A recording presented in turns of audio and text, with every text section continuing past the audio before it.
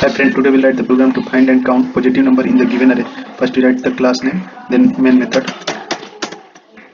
then define the variable which is used during writing this program. Int I is equal to 0, then count is equal to 0, then write the list of the array. Int A is equal to new int, then list of array minus 44, 23, 67, minus 45. That's it. Then use the while loop. While array length is I is less than array length, then I use if statement. If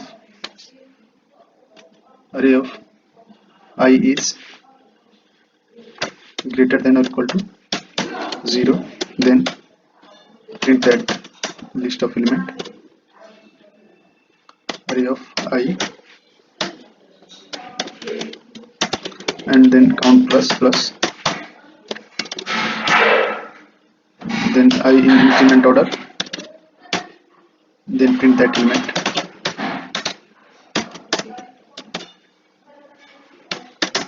The total number of positive element in the given array is plus count, and save the program and run the program. That's it.